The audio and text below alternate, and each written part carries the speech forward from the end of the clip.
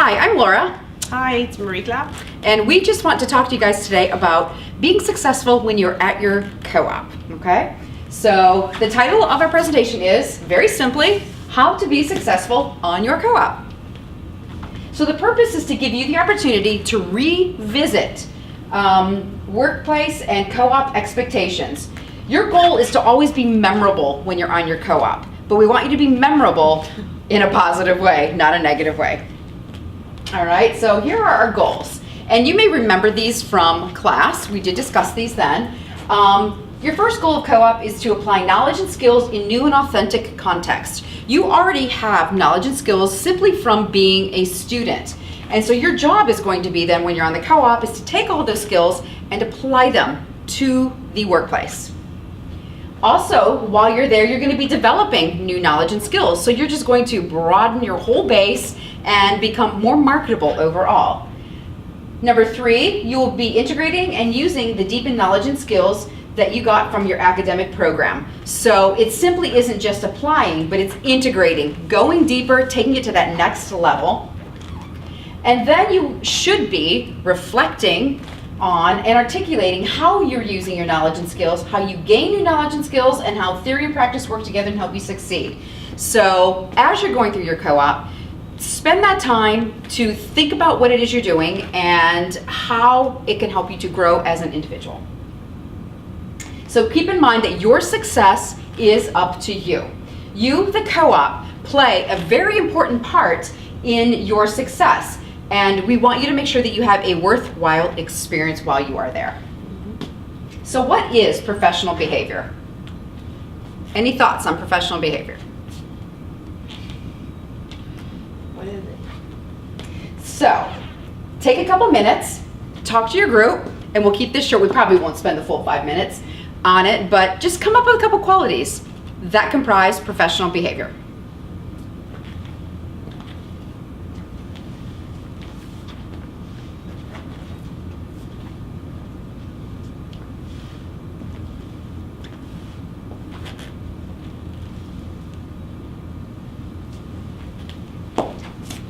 Be on time, a priority, so don't be late. Be positive, don't be grumpy. Dress appropriately, maintain good communication with all, use appropriate language, no device in meeting or conversation, so put your phone off. Follow the chain of command, respect your boss, understand the culture around work hours, and offer to help your colleagues. Stay motivated, always fight fair, don't hide your mistake. Don't lie, don't gossip or engage in inappropriate conversation, don't air your dirty laundry, don't engage in no work-related activity like phone calls, homework, and social media. And let's see. Is there anything else? Anything you want to add? Be confident. Yes, be confident. I think that's great. Being confident is super important on a co-op. I've heard some feedback from some of the employers where my students are currently placed, and one of the pieces of feedback that they indicated was that they wanted the student to show a little bit more confidence and assertiveness while they were in their job. So very good, thank you. Anything else? Okay, let's move on. So according to a survey conducted by the National Association of Colleges and Employers, it's NACE for short, employers offered positions to 2/3 of their interns. 31% of new college hires come from internship programs, so 2 out of 3. Besides your receiving pay or credits, a co-op is a job. Part of being professional is you're taking it very seriously. You never know if a colleague or supervisor is going to offer you a full-time job or even recommend you for a job in the future. So every day that you are on your co-op is really like a job interview. And so you just always bear that in mind as you are going through this process. So we have some just tips for you guys to follow. So make sure that while you are in a co-op, be sure that you arrive on time, don't leave early, follow the employer dress code, watch your language and topic of conversation, avoiding using time or equipment for personal use. That's very important. So let me just ask a question here, and I'll stand real close. What happens if you are supposed to be in your job from 9 to 5 and you leave early? What's the potential consequence of that? lose the chance of being a full-time employee? A, you could definitely lose the chance of being a full-time employee. That's 100% correct. B, if you're getting paid for that time that you're not there, you just stole from the company. So, and you're probably going to get fired. So it is just really important to make sure you're following the culture of the workplace. So taking initiative is another spot where you can make the most of that opportunity. Don't sit around bored and just wonder what it is you can do. Find opportunities to become involved. If possible, volunteer for projects, attend meetings, ask questions, and conduct informational interviews.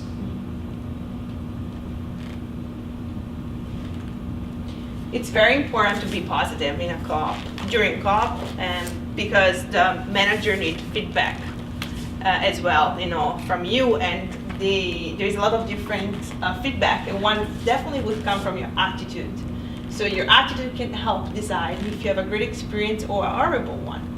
So be flexible, be enthusiastic, courteous, willing to learn, and upbeat. And one more thing I will add, smile. Don't be grumpy, because smile is very important. And we had case where, company culture, it's very important, very big in the United States. So make sure that before you accept the co-op, you understand the value of that specific company, what you're going to be working with. Good. Always do your best work, right? Not everything on your co-op is going to be the most interesting things. There will be part in every job, there will be part that won't be interesting, but you have to do it. So don't complain, always accept whatever work you are given, right? Make this an experiential learning. Once your supervisor see that you are capable of doing the initial work, you are assigned, and if done well, you'll be ensured of more opportunity and more work. So it's kind of a testing game from them, right? At the beginning, they're gonna give you very, like little tasks, and then you earn the trust, and then they're gonna give you more jobs. So you just have to work to earn their trust, and it's gonna be only if your attitude and your hard working, if you show that, it's gonna be paid off. Yeah, this is my favorite sentence. Choose to learn and relearn. It doesn't mean that if you know how to, work or coding in Java, that's the only way to do it, right? So choose to understand what's new technology that company use and relearn new one. That's more technology change every single day. It's evolving, so you need to do address with them, do change with them. Take advantage of all that is provided to you, right? Every company is gonna have tools that you will learn from. While working, be sure to introduce yourself and get to know your colleagues. Whenever you walk in the office, if you're going to the restroom or you're going to take a bottle of water, say hi to whoever's gonna be there. It's a question of respect, and also make you notice that you're a very educated person, right? And you're a professional, because you don't know who is that person, right?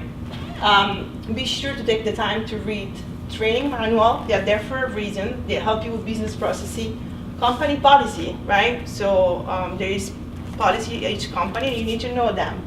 Memo, press release, and trade and publication. So you need to be familiar with the portal. Every company have a portal, so make sure that you spend quite a lot of time on that.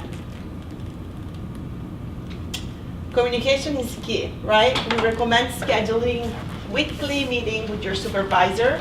During this time, you can confirm the details and specific of any project, ask questions, determine your work hours, learn about a volunteer for upcoming project, and update here or her on the status of your project. That's very important. Your manager won't understand how good you are in your job unless you show him. And the way you show him is communicate with him. And how you do that? On a weekly meeting, monthly meeting, whatever will be the case, but you need to communicate with your boss or with your peers what you're doing. Network, network, network. Your co-op is the perfect opportunity for you to develop and expand your professional network. While working, you will begin to establish contact. Remember, the hiring job market, 80% of jobs are advertising. Is the most effective way to find a job. An example, one of my students finished the co-op next month. He didn't extend the full time, but he did an amazing job that his boss will recommend into a different role, into a company that he prior worked for, and And you need to ask a LinkedIn recommendation. Some bosses are very open to do that, and that's the perfect time to do so. If you do a good job, you leave a good footprint, and that will open other doors. So it's very important, the networking part. Hey, build your portfolio. A portfolio is an excellent way to demonstrate to potential employers what your accomplishments are. So always keep copies of the work you have created. If keeping a copy isn't possible or permissible, then keep a list at least for future reference and resume building. Not everything that you're going to be developing you can take as yours, because it's, it belongs to that company. So always ask permission before you slip it inside of your binder and have, a ready piece of material to present at an interview. Some ideas that you can include would be like articles and papers that you've written, projects that you've worked on, presentations you've made, any letters of recommendation, and thank you notes that you have received. And remember, cannot stress this enough, always, always, always get permission before keeping anything for yourself. In some companies, keeping work is a violation, all right? The company owns it. And I think you guys might remember from class that there was the one example that we discussed where the student took the idea of a program he had written to a new company, and it was great for him, but there were a lot of issues and legal ramifications because the program did not belong to his new company, it belonged to his old company. So always get permission and know what it is you're allowed to take with you. Ooh, emailing etiquette. So this is one that's going to be incredibly important.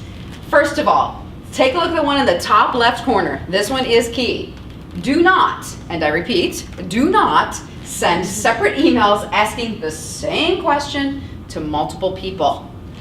Know who your person is that you go to. That is the only person you send emails to. You don't send it to that supervisor and your colleague, and then their supervisor, and then their supervisor, and all up the chain. That gets crazy because each person is going to work on answering that, and then they're going to be forwarding it to the next people and trying to figure out who said what, and it's a mess. You send one email to your supervisor, and that's it, okay? Next, make sure, bottom left corner here, you get to the point. Be very specific if you have a request. People don't have the time. They're really, really busy. They don't need to read a novel of an email, so keep it short. At the top right, check your message. Read it aloud. All right, take a second before you hit send. This is an area that I think all of us probably need to work on a little bit more. Make sure your spelling is correct, make sure your grammar is correct, and make sure the words in there are the right words. And spell check has not stepped in to create something very strange, because you don't want a boss or supervisor to read something strange. And then always address it properly. All right, and often in times, students come in, but I send you an email, and I didn't get an email from you, and I find out they have the wrong email address. So know the addresses before you send that email. And be polite, of course. All right, meetings and appointments. So if you're asking for a meeting or an appointment, make sure you clearly state the purpose. Be very specific and detailed in your message, and list the issues that you want help with or to discuss or whatever it is. People want to help, and people really want to be available for their employees. But they're also busy, so you don't want to waste their time, especially if they cannot help you, and then they'll be able to tell you that in an email. So that's all part of the communication, which Marika talked about earlier, but always state it out in an email, and they'll either be able to deal with it or direct you somewhere else, all right? I also like to add one thing. When you ask for a meeting, some manager, they don't have the chance to meet you in the first week or the second week. Make that happen. A lot of companies, they give you access to their calendar. Make sure that those meetings to check your performance, they are not gonna happen the last month of when your cost ended, right? Make sure you are proactive and say to him in the first couple of weeks, I would like to sit down with you and review my job, what I'm doing right, what I'm doing wrong, and because it's important. The only way we can improve if we know our mistake, right? There's always room for improvement. You guys are students, so make sure you do that. And question for you guys, when do you think you should revise your resume?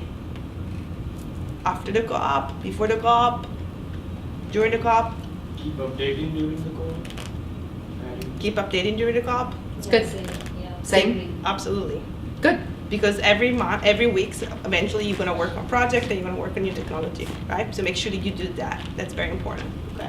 And when you set up appointment with your boss, set up an agenda.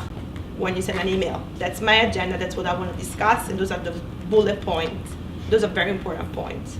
Okay. That's my advice to you. Okay. Tips for safer social network. So. You're gonna have user ID and password, and you have to be very careful, right? Network, it's the most, social network, it's the most wonderful but also dangerous place right there, right now. So use a strong, unique password. Don't use your ID password on social networking site. So please don't go on, Facebook or Twitter or whatever will be the case, because you're at work. You need to be professional. It's your brand. Remember, we talk about brand in our ENCP6000. Provide a little personal information. In the United States, it's not allowed to disclose your social security number to anybody. So you can't, and avoid password with birth date, and address. Understand and customize the privacy setting in all your social network. We have talked about this. It's been scam, and you don't want to do that, especially in a work environment. Don't allow third-party application to access your information. Be careful what you post on social media. Be careful what you post on Facebook or LinkedIn or any other social media, because actually they revise those things, and don't rip classmate, professor, co-worker, employers. It will come back to haunt you. Professor Maya is going to tell a story about, of what happened to one of the students. Don't post anything related to your employer unless you are authorized to do so. Okay. Do you want to share the story about The photo? Yeah. So we had a student who had received a co-op from a great company, and I think he was on the job for maybe a week, and the company just happened to do a general review of his Facebook page and saw a photo for his profile picture that was so contradictory to what they wanted in an employee, they fired him. It not only was illegal activity, but it was dangerous activity and not what they wanted on the site. So we cannot stress enough.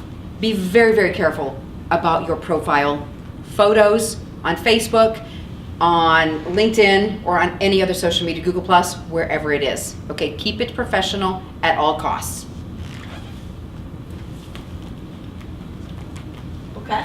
So be suspicious of friends follow requests or third-party application. Use built-in add-on feature in web browser to warn you of malicious sites. There's a lot of anti-phishing filter, Firefox, Web of Trust, and technical things that can help you to avoid that. Google yourself and scrutinize the result. Think before you click. That's really what it is, right? And this is like in your work and also like in your career. So that's my biggest advice for you guys. Okay, so I just put some questions that I want to ask you. What happened if the first week you're in co-op, your boss asks you to friend him on Facebook? Is it okay? What do you guys think? I think I would accept, but I'll go through the privacy settings again for my Facebook account. Maybe block all the content and maybe just share the post with him. So we have an answer that he will accept it, but he will go through the privacy setting. Yeah. Okay. What do you think? What's your opinion about that? I don't know, probably not in the first week, but after I get to know the person. Okay, not the first I will week, wait but to accept. okay. So what do you think it's different from Facebook and LinkedIn, or what? Posts on Facebook are majorly personal and Yeah. LinkedIn are more professional.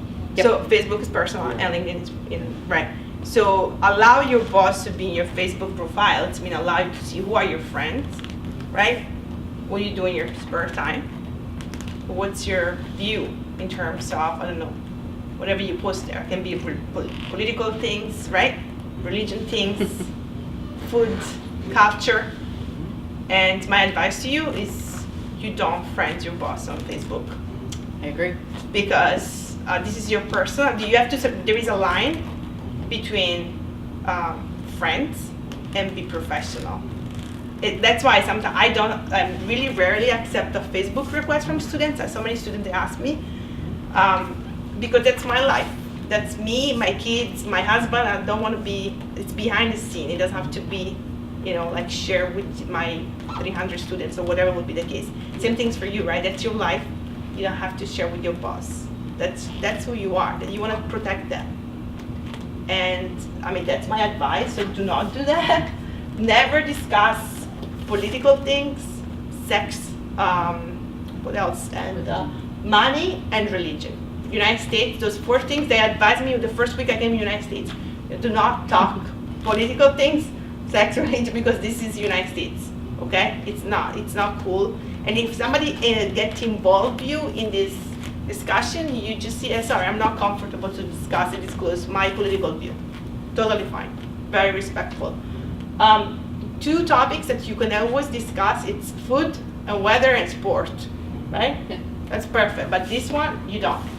How much should you research job applicant? I mean, it's up to you guys, but should faculty accept student friends requests? We already discussed that. So my advice to you, before you accept anything, think twice. Like, why am I doing this? How this is gonna benefit me to have friends, my boss on Facebook? Do you wanna add anything? I think the main reason for that too is that you never want to get yourself caught up in an ethical issue with anything. It's better to just avoid it completely. I draw a very hard line with social media and students in the classroom, and it's, I don't ever mean to offend students, but until you're no longer my student, I'm not going to connect with you. So, and that's just been my policy, and period. I try to keep my Facebook locked up pretty tight, but as you all know, they keep changing privacy settings, so you always have to be checking it. Mm-hmm. Absolutely.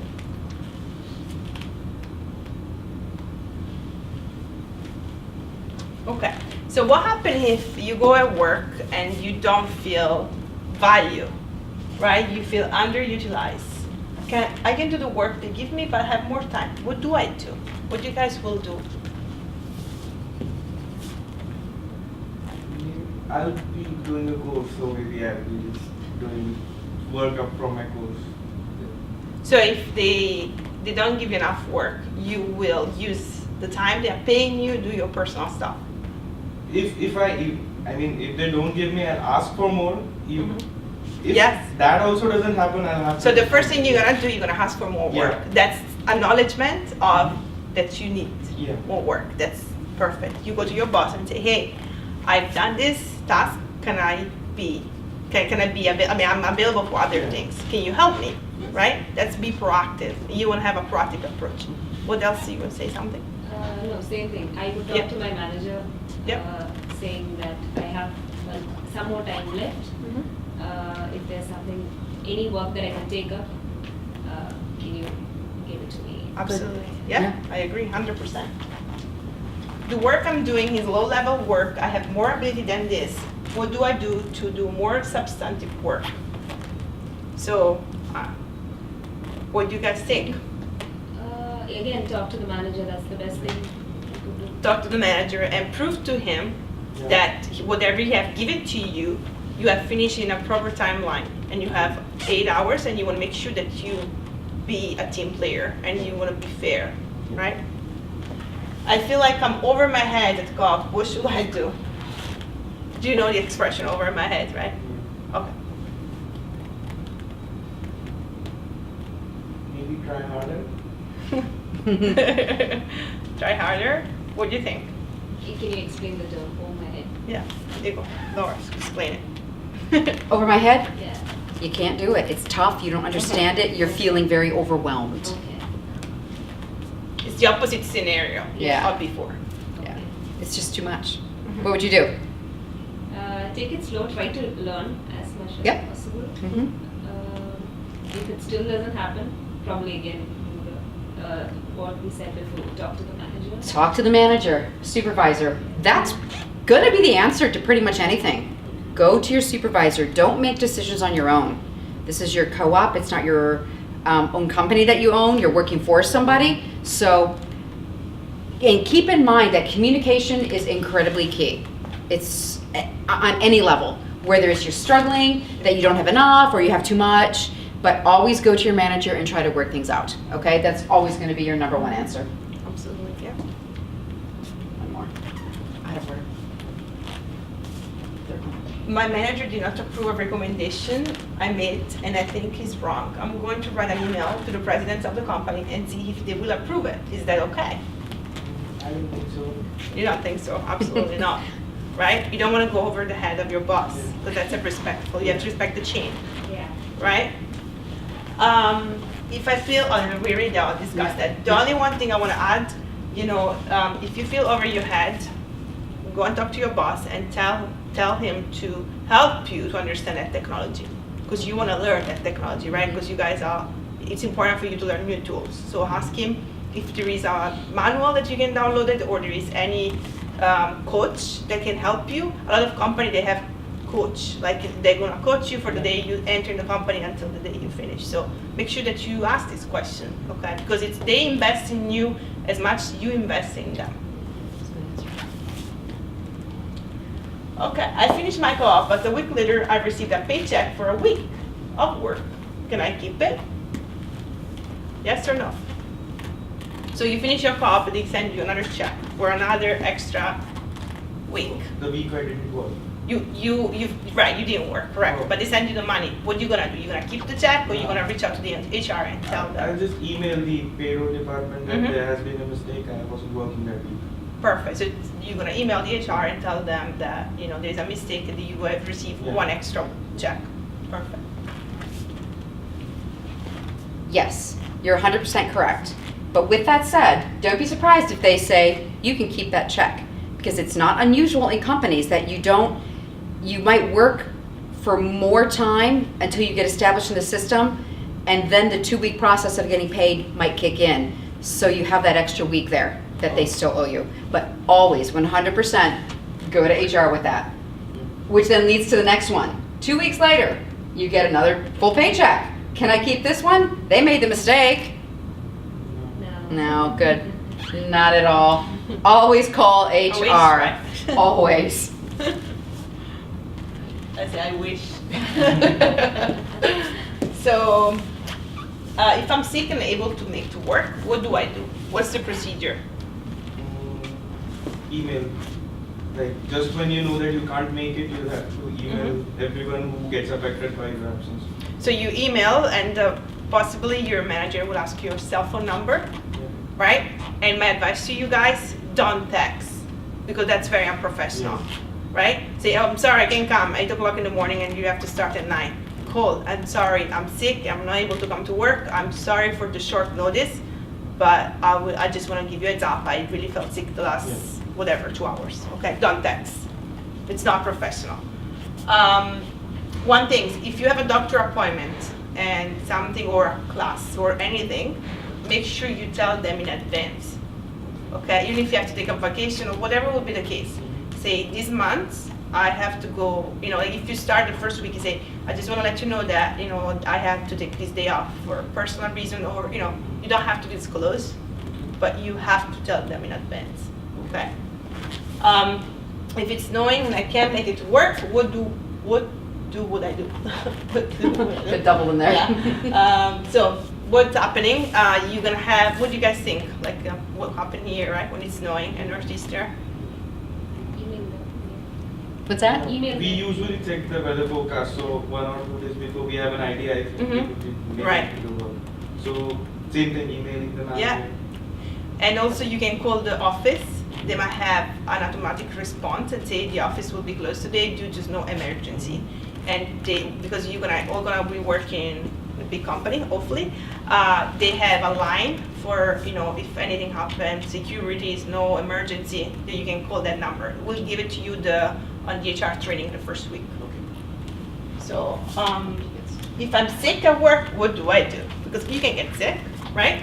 Hopefully you're gonna get flu shot before you go to a bar, but what would you do?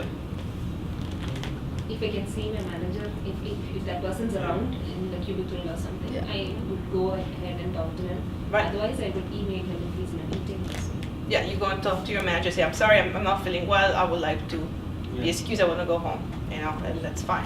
Absolutely fine. You don't want to make other people sick. Okay. On co-op, you will probably attend a weekly staff meeting. If you have a deliverable due, you should ask questions if you are unsure what is required, right? Do not ask your manager to review your work. You ask questions if you're unsure. Your manager expects you to do the work. Be specific on your question. One thing I want to add on that, if you need to run a report by Monday morning, what it really means, they want the report on Thursday, maximum Friday morning. Don't wait on Monday morning at 8 o'clock and then give it to your boss, okay? Because that deadline doesn't really mean Monday, okay? Because they want to really review it and make sure that you're doing the right things. And there's nothing wrong to ask them, I want to make sure that I understand what do I have to do, what's my goal here, before you take the task. Question to him, make sure that you understand, you okay? Yeah, and don't ask him to review it, right? Just make sure that you give it to him and then it's up to him to review it, and he's gonna be coaching you on this adventure, right? Be specific, yeah, don't be too generic, be specific to the question. Your workplace is not a market, don't beg your case. A personal meeting usually does not change the outcome. Do you wanna add anything on that? Yeah, I'll take comment on the last one there. Yep. When you go on your co-op, you might learn that you'll be part of the 360 feedback for evaluations. So what is 360 feedback? How's it going to affect you? It may not affect you, but if it does, and you do encounter this, it simply means that you're going to get evaluated from all sides. It's where companies use supervisors, colleagues, direct reports, whatever, to do part of the evaluation. So it's literally a process all the way around. So as a co-op, it's doubtful that you will be part of that, but just in case you hear about that, you know what it is. Okay, so take a couple minutes right now, and we want you to think about something. You did this in class, but what do you want to get out of your co-op? All right, use SMART to write out 1 or 2 goals that you have for your co-op. So make sure it's specific. What's the thing that you want to learn? Is it measurable? How are you going to base it you've actually learned something? Is it attainable? Is it realistic? Can I actually do it? Is it relevant? Does it pertain to what you've studied? And what's the time frame? Can you do it? So take about a minute and just think about a goal or 2 that you want for your co-op. To do it.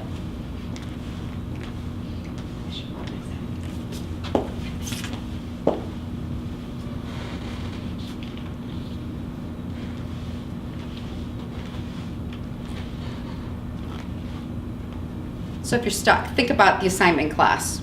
As a result of my co-op, I will be able to, remember that?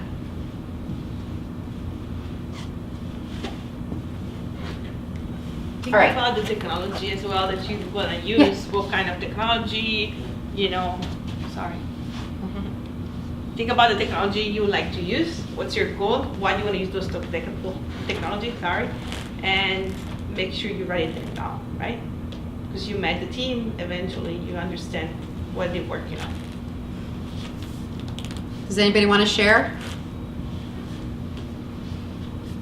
Action. Is everybody going to be shy? Actually, you want to share? Okay. You have to make them talk on the microphone. I'm going to walk over to you. Here you go. There it is. So at the start of my co-op, I have a few goals to attain, and that would be, so I have studied curriculum at Northeastern on mostly Cisco devices. So for my co-op, I will be working with a lot of other vendors. So at least during those 6 months, I intend to get 2 more products under my belt and maybe get a certification for both of 2 using the knowledge I gained in my co-op. Very good. And that's the 6-month timeline for me to do that. Awesome. Perfect. That's excellent. Do you want to share? Get this mic to you. Good job. Yeah, so during my co-op, I hope to add something to my resume than what I had before I started the co-op. Like adding a new tool or technology that I learned during the co-op. And I want to be a business analyst, and but in my future I would love to be a product manager or a program manager. So I would like to gain some knowledge of how to go about that in the future. Mhm. Yeah. Perfect. That's great. Oh, that's good. Nice job. All right. So that concludes our presentation workshop for today. And just for your reference, here are the references where we got some of this information. So if you're completely interested, this will be on YouTube, and you can click on those links to read a little bit more and in depth. Does anybody have any questions? No. You're good. If you don't, that's fine. You can also email us later. All right. Thank you so much for coming. Thank you.